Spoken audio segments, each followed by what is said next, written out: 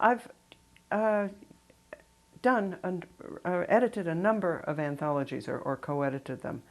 And I never do an introduction to philosophy. That doesn't interest me to do. Other people can do that much better, that kind of book or an introduction to feminist philosophy. Instead, I like to do controversial ones that make people spark new kinds of discussions or advance existing discussions in one way or another. And when if I cite the titles of some of these, you'll recollect or just see how, in fact, they were controversial. The first one was Can Theories Be Refuted? Essays on the Duhem-Quine Thesis. Then came Discovering Reality. That was 1976. That came out of my dissertation. Then came Discovering Reality, Feminist Perspectives on Epistemology, Metaphysics, Methodology, and the Philosophy of Science. Then in 1987, two edited anthologies came out. One with Jean Barr, who was then the editor of Signs, Sex and Scientific Inquiry, pulled together a set of papers that had appeared in various issues of Signs. And the other one was entitled Feminism and Methodology. And I was asked to do that by a publisher because there was all this concern in the early 80s. Did feminism have a distinctive method? It was a big issue in the social sciences. I was directing women's studies at that point at the University of Delaware. And I can remember going into the dean, herself a sociologist, and she said, tell me, Sandra, does women's studies have a distinctive method? And I could tell where this was going. If it didn't have a distinctive method, wasn't a legitimate research area, because she thought of the social sciences and the natural sciences, probably, as each distinguished by their distinctive method. I prevailed from asking her what, pray tell, she thought was the distinctive method of sociology, which there must be 7 or 8 very valid answers to that question. And so I did Feminism and Methodology to show that feminism, in fact, used many different methods, in the sense, by methods we mean what's taught in methods courses, techniques, strategies of research. But that what distinguished feminist research was something else. The kinds of topics it addressed, the standpoint it took in addressing them, the ways it practiced existing methods and so forth. So I took a collection of essays that were already in print from the social sciences that were themselves wonderful essays, just as essays. They were fascinating. And, kind of not exactly one each from each social science, but I tried to have all the social sciences represented and put them in that volume. And that volume was still selling last year. I haven't seen it. I mean, it's probably selling this year. I mean, that's a 1987 book, and we're 15 years later, and this little anthology is still selling. I must admit I use it frequently as a kind of way of getting students who've had no feminist theory and research background up to speed as quickly as I can within the first 2 weeks of class, so that I can go on and do what I want to do. So Sex and Scientific Inquiry and Feminism and Methodology came out in '87.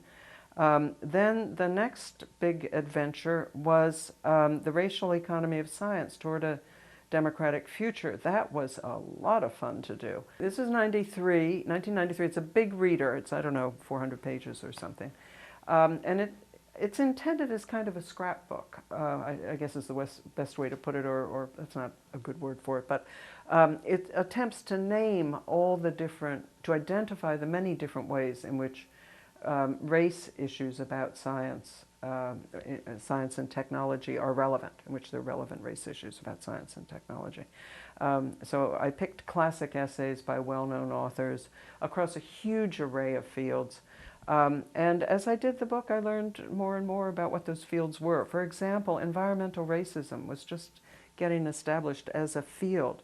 And I was alerted to it by a newspaper article my daughter sent to me. She said, do you have environmental racism in your volume? I said, no, I never heard of environmental racism. That was great.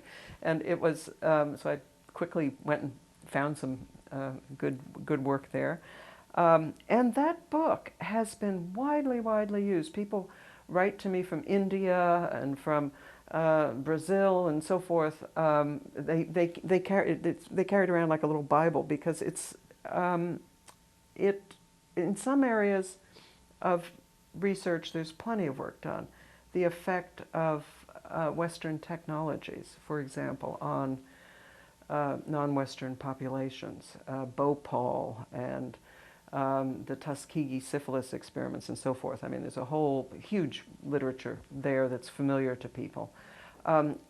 Issues about discrimination against racial minorities in science, people know it happens, but there's less reading that's out there on it. But there's some wonderful pieces in there that are taken from biographies and autobiographies and sociological accounts and so forth. I have a section on, I forget what it's called, but it's actually philosophic approaches to these issues that include, there's about 6 papers there looking at issues about values and objectivity around race issues in the sciences, in philosophers' kinds of language. I tried to introduce the post-colonial issues, which I was only then getting into in the early 80s myself, not only race issues in, say, the modern West, but also the way Western science and technologies function around the world. And so there are a few papers there on that. There's a wonderful one on indigenous knowledge in the Andes from Jack Weatherford, an anthropologist, from his book entitled Indian Givers, How Native Americans Shaped the World. I had the pleasure of spending 2 weeks in Peru last summer with some friends and my daughter, and I was in heaven. The way each of us on the trip had different reasons to especially enjoy being there. One was a master weaver who was, talking to the wonderful women weavers there. But I was looking at all these terraced mountains all over the place and giving little lectures, whether they wanted it or not, to my 7 tour mates on how the Indians the Native Americans prior to the Columbian encounter had developed something like 3,000 varieties of potatoes for every ecological niche in the Andes. They'd succeeded so well that the Europeans could bring back potatoes for every ecological niche in Europe except southern Italy. And consequently, the science of the Peruvian, the Andean Native Americans had played a big role in the Industrial Revolution. They provided nutrition for the working classes, greatly improved the nutrition of Europe, caused the Irish potato famine because the Irish switched completely over to potatoes and so faced famine when the potato crop was diseased. And so there's a wonderful history here that one can get of the relationship between European science, its borrowings from other sciences that are unacknowledged. And the last section of the book has various manifestos and predictions for the kinds of science that a racially just world would need. So it's a good read, if I do say so myself, and is controversial. I mean, everything in it is controversial. They make people think in new ways about familiar topics and start off new discussions. Let me see. Then Uma Narayan and I edited an issue of Hypatia, double issue of Hypatia, in '89, I think it was. 99. 99? Yes. That's good. I'm sorry. That's what happens when you get old. The decades just all get mixed up. Ends with a 9. In '99. Yeah, but that's when the anthology was published. The issues. I think it was '97 or '98. The issues themselves? The issues themselves, I think they're '98, and the volume came out in '99 or '00 even, I think. At any rate, it in its book form is entitled "Decentering the Center," and I forget the rest of the title, but you've got it. And this was very exciting. Uma and I put out a call for papers um, that dealt with feminist, either feminist issues about multicultural and post-colonial science and technology and social justice issues, um, or from the South and from the North, I guess would be the way to put the issue. And there were several APA programs that on which some of these papers appeared, and we did 2 programs at the International Philosophy Association meetings in Boston in whatever year that was, 98 or so, with contributors doing papers here. There's some brilliant, lovely papers in that volume. I'm involved right now in a series of anthologies. One is coming out next month. It's entitled Science and Other Cultures, and I forget the subtitle again. I think it's Issues in the Philosophy of Science and Technology. This is co-edited with Rob Figueroa, who's a philosopher of environmental ethics. This volume is the result of an NSF grant to the APA some years ago, 4 years ago, that was to explore the effects of diversity issues on philosophy of science and technology. And so Rob and I made happen 40-something presentations at APA meetings, both 4 APA meetings, 2 Eastern APA meetings and a Western and a Pacific meeting, Midwestern and Pacific meetings in 90 and 91, I think it was.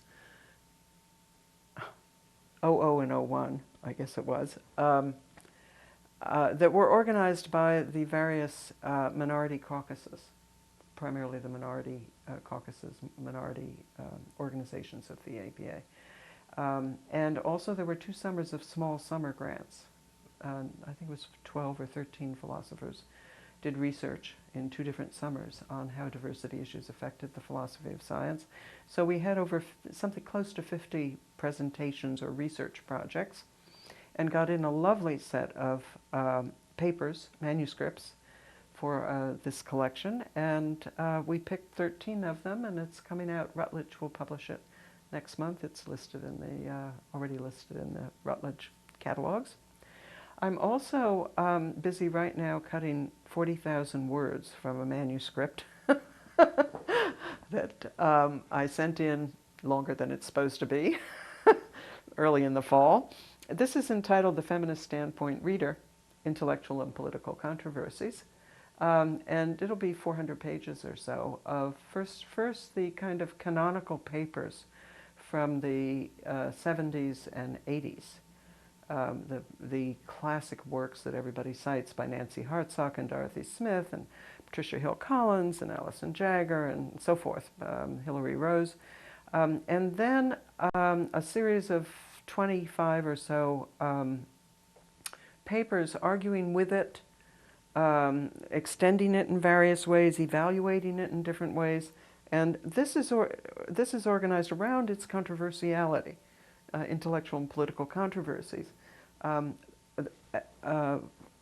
would say they're about standpoint theory, but actually I think they're about, my argument is that standpoint theory has managed to position itself in such a way that some of the deepest political and intellectual anxieties of the age are given permission to be articulated by standpoint theory's arguments. You know how in a women's studies class people feel permission to raise all kinds of issues that they might not in other classes?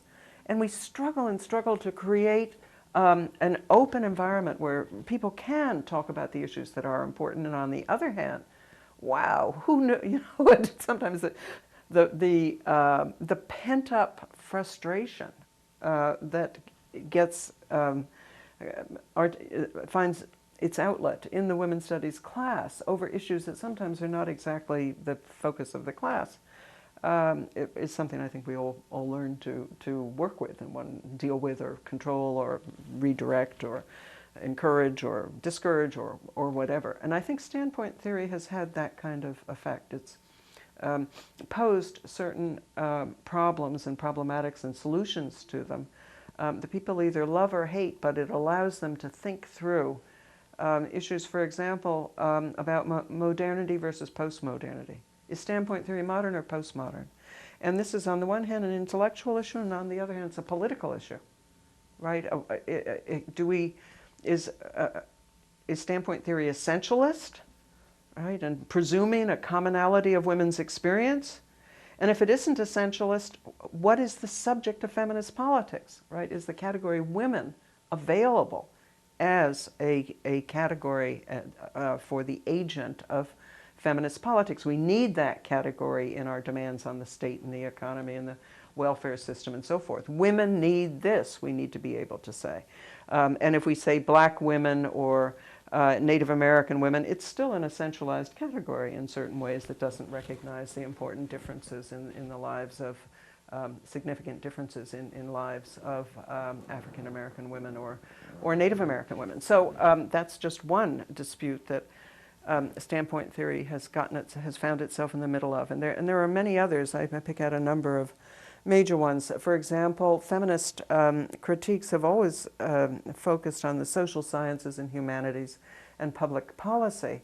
But what about science and epistemology? Well, of course, this is an old issue for those of us who work in this field. But standpoint theory's strength, one of its great strengths, as Frederick Jameson points out in one of the papers in the volume, wonderful paper on standpoint theory. One of the great strengths of standpoint theory is that from the beginning it took on the natural sciences in a way that Marxism never did. Marxism took on bourgeois science, but not real science that was to be the proletarian science. And feminism has taken on real science as well as androcentric science. I mean, the best of science as well as the worst of science, it argues, is inadequate. And there are many other kind of disputes. What is a standpoint? What is it? How do you get one? What about this language of privilege, a privileged standpoint? There are just a huge array of controversies in there and a wonderful array of papers. Some of them are by philosophers, many are not. Among the philosophers represented in the collection are Alison Jagger, whose chapter 11 of her early 1983 Feminist Politics and Human Nature is a terrific epistemology chapter with a wonderful account of standpoint theory as she understood it, as we all understood it at that moment. Let me see, philosophers also in the volume. A wonderful paper by Joe Rouse on how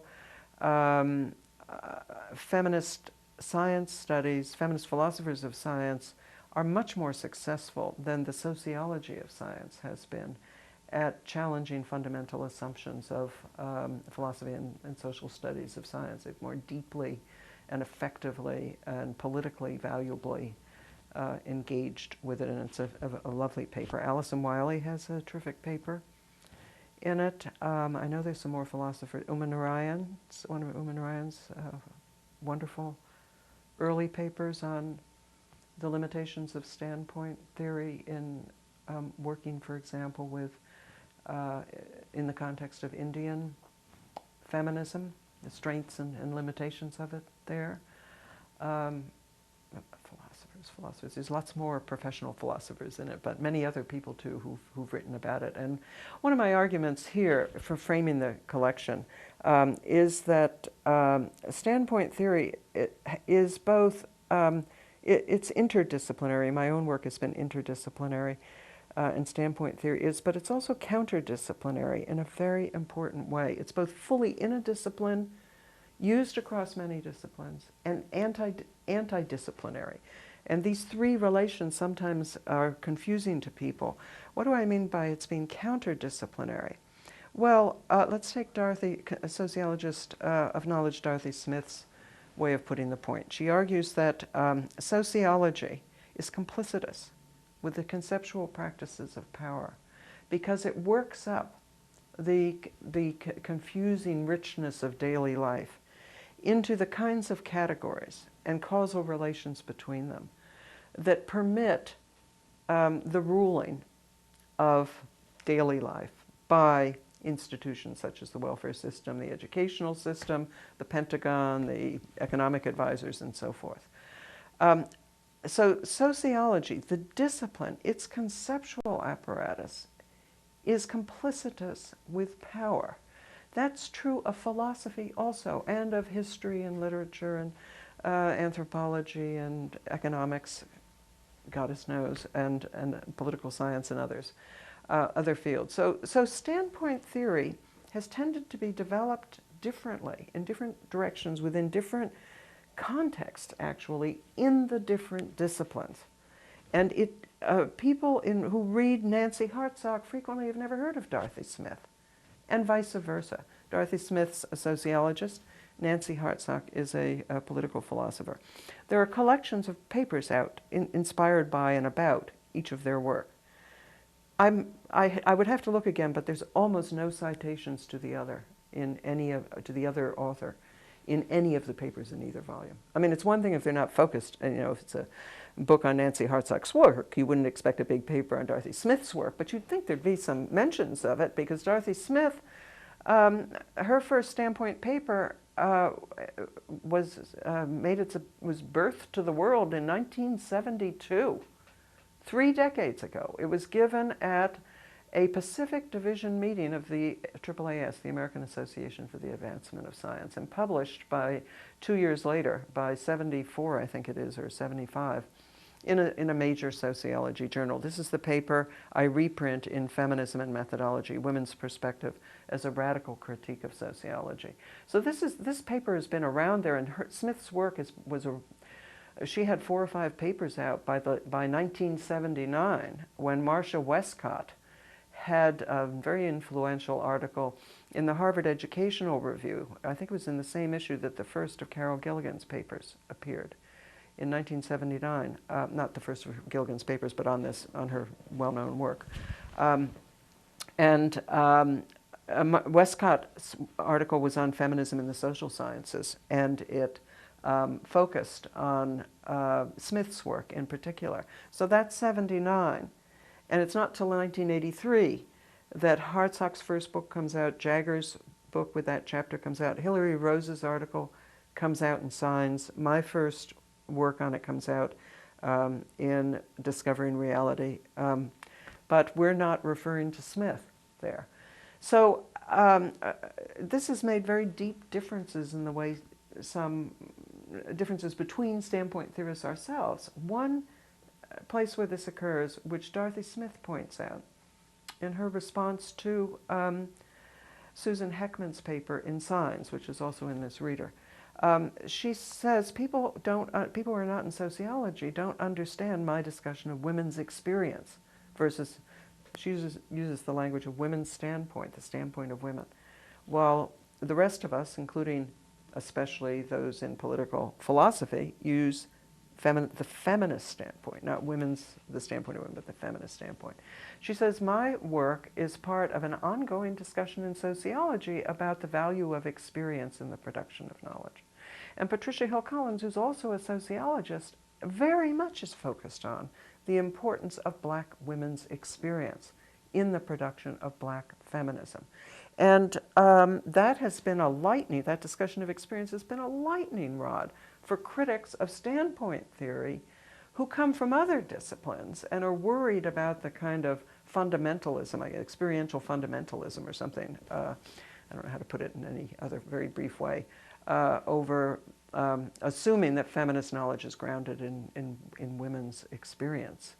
Though Smith and Collins are very careful to talk about how it's not unmediated experience, and it requires dialogue and coalition and critical reflection and so forth and so on. But so standpoint theory, that's just one example, but I would say in general that the scholars working in sociology in standpoint theory versus those in political philosophy versus those in philosophy of science, just to take those 3 fields, have developed it in very different directions, and sometimes there are conflicts and tensions between how they develop it.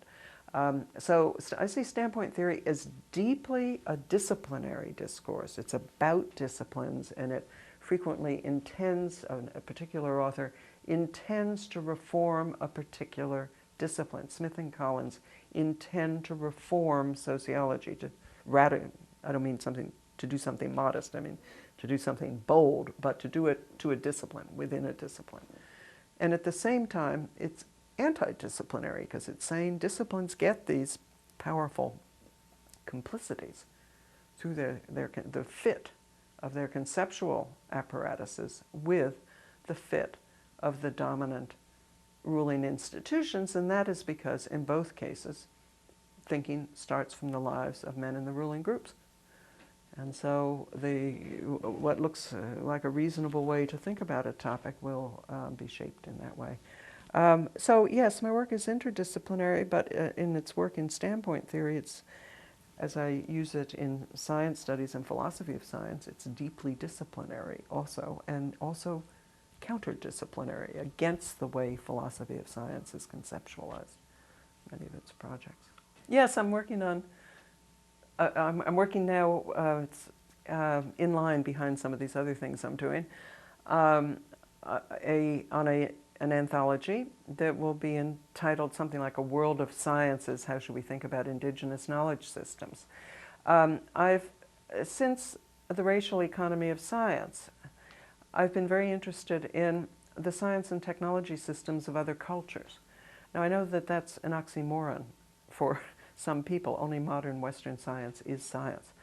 Other sciences have superstition, magic, the belief that's the product of savage minds, to cite Levi-Strauss, and other kinds of horrible ways of distancing Western science from the thought of other peoples. But since World War II, a very powerful, I would say two very powerful science and technology movements have emerged alongside European American post-positivism. So at the same time that Quine and Kuhn, and then 40 years of philosophy, history, and ethnography of science in Europe and the US are producing a much more complex, a much more naturalized, we could say, understanding of Western science. That is, it looks based on what actually is happening in scientific labs and in research projects. At the same time, multicultural and post-colonial science studies emerged, and indigenous knowledge has a central role in both of these movements. Multicultural science studies is one word for the field that at some points has called itself comparative ethnographies of science. Anthropologists were always studying the knowledge systems of primitive peoples, but these were opinion systems as far as Western philosophy was concerned. They were not knowledge. So Western science was treated in an exceptionalist and triumphalist way. Western science, on the traditional view, had no cultural fingerprints on its cognitive technical core.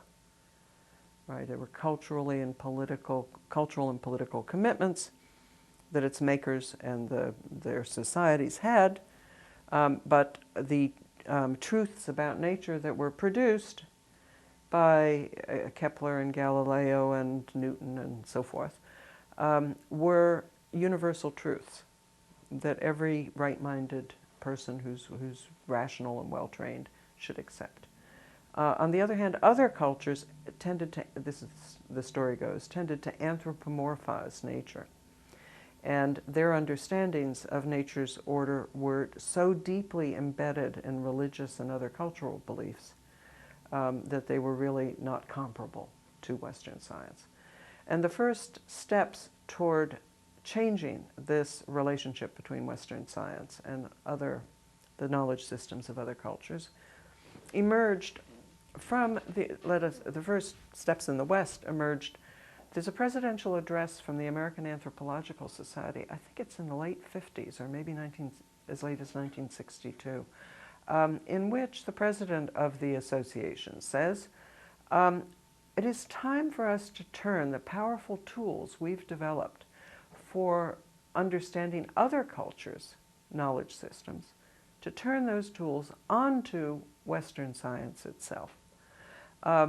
And so indeed, that's what happened with the work of Bruno Latour, is a French anthropologist. His book, which came out, the book by him and the British sociologist Steve Woolgar, was published in 1979, Laboratory Life.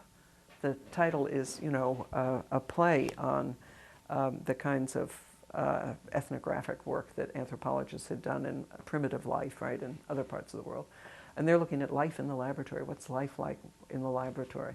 And it was an ethnographic story of the Salk laboratories and the immense labor it took to produce truth claims in those laboratories. It's not science bashing. It does undermine conventional philosophy of science, ways of thinking about how truth is produced. It's much harder to produce claims that will stand up to severe tests than philosophy of science in its generalized modes can comprehend. And my colleague Sharon Traweek did a similar study over 10 years of high-energy physics. She squatted down with the natives at the Stanford Linear Accelerator and another linear accelerator at KEK outside of Tokyo, and looked at the ways in which Japanese culture on the one hand and European American culture on the other hand shaped the way high-energy physics was conducted in those two countries, and it's different. And for very different reasons. She would never say they do different physics, but I would. That it's not that they, this is not an issue of relativism. It's an issue about, for example, in Japan, the control of technologies is lodged not with scientists themselves as it is in the US and Europe, but with those who hold the patents on them, the manufacturers. So physicists in Japan can't tinker with their machines and change them as they want to do, adjust the goals and practices of the experiment. So they tend to do experiments that last longer and can work the machine. Those machines are expensive. That can work the accelerator to its full limits. While in the US and Europe, the machine itself changes with each team of people who come in with a new set of projects to do with it. They tinker with it and make it, adjust it to fit their own needs. So you get different kinds of scientific projects being done in the two cultures. And added to that, Traweek points out, are the differences in typical work patterns in the US and Europe on the one hand, and in Japan on the other hand. This is Japan of the old days, where pre the high-tech electronic moment in stock markets, when one joined a work team of any sort as a young person and stayed with it for life. While in the US and Europe, the way to get ahead is for scientific teams form for the length of an experiment, 3 years, 5 years, and then break up, and the people involved in that go on to a new team. So here again is a social force influencing the length of experiments, the kind of length of experiment one will plan, and when one will decide the experiment is done. So these are cultural, the comparative studies of science here are showing how modern Western sciences too are deeply embedded in cultural assumptions, including in these cases, work patterns controlled by, the capital goods industry, technology needs, and so forth. And also, at the same time, the post-colonial science and technology studies emerged along with post-colonialism itself, along with the end of formal colonial rule and shifts in the way history was thought in Africa and other parts of the ex-European and American empire, the way history was understood, the way sociology, literature, and so forth were questions about what kinds of knowledge do our societies need, and what kinds of sciences should we use to get them. And so there's the indigenous knowledge traditions became very important in both of these studies. The comparative studies created a level playing field in one respect, in that they looked at how Western sciences were just like the science traditions of other cultures, in that they're shaped by culturally local projects. It's not that they're all of equal power. Western biomedicine is much weaker than Asian medicine at managing chronic pain, for example. And Western medicine is much more powerful at putting people on the moon than other cultures are. So the cultures ask different questions, are located in different parts of the natural world, bring different discursive resources to their research projects, organize the production of work in different ways that are typical of how work is organized in a society, and are located in different power relations, and which shape all of these other ways the work is local. So indigenous knowledge, I'm trying to look at indigenous knowledge and Western knowledge at the same time. I'm not intending to be an expert on the indigenous knowledge. There's a huge world of scholars and scientists out there who are experts at it. There's a website, Indigenous Knowledge, the Indigenous Knowledge and Development Monitor is a journal that's been put out now for something like 8 years, and it comes out, I think, every 2 weeks or every month, and is a bunch of little short articles on Indigenous knowledge and development. There have been huge conferences sponsored by UNESCO. There are Indigenous knowledge ministries in a number of countries. I know I think it's Venezuela and Indonesia had them 5 years ago when last I was looking at this. There's a wonderful encyclopedia that came out in 1997 by Helene Selin, S-E-L-I-N, called The Encyclopedia of the History of Non-Western Science, Technology, and Medicine. It's 1,000 pages, published by Kluwer, has 90 articles by scholars from around the world, including the U.S., on Chinese physics and its relationship to Western physics, on acupuncture, on agricultural practices, on engineering histories, and so forth, around the world. So this is a huge, the world of indigenous knowledge and of science and empire, the relationship between the development of Western sciences in Europe and the continuing European expansion for 500 years now, now through development policies in the Western Empire, I guess we should call it, presents a picture of science very different from the one we get in science texts and in philosophy of science, as I've mentioned. That tends to be an idealized picture of people in white coats and, in labs, with no culture around them. I mean, of course, there's culture all around them, but you'd never know what's going on outside the laboratory or what's going to happen to their products, to the knowledge they produce when it leaves the laboratory, or how the project got into the laboratory in the first place. And so these look at science as a much longer and more interesting project than just what happens in the lab. I'm exaggerating here, but just to give the theme here, they look at the origin of these problematics that shape the kind of science that's going to be done, and the effects of it. And the challenge for us who are trying to think philosophy of science, to conceptualize what's happening, is to conceptualize that. How does good science get produced with that understanding of science? Understanding the indigenous knowledge of other cultures as having been, science is a Eurocentric word to use to describe these knowledge systems of other cultures that they don't call science, but to understand how and why these systems are effective. And they are effective because they've kept people alive, or not, through thousands of years. They are modern sciences. They're just modern sciences in other parts of the world. So the indigenous, what I want to do with this next book, that I started off into this area with some little parts of the racial economy of science. There's some little pieces there, Jack Weatherford on potato growing in the Peruvian highlands, the Peruvian mountains. Then in Is Science Multicultural? Feminisms, Epistemologies, and Feminism's Epistemologies, I forget the subtitle, which came out in 1998. I tried to theorize a great deal of this literature, summarize it and provide bibliographies in the first part of the book. And in the second part of the book, take up traditional philosophic questions such as standpoint theory. What kind of epistemology, how does standpoint theory work in this kind of context? I was in fact there using standpoint theory. I was taking the standpoint of third world cultures as those people in those cultures have described them. I haven't experienced them.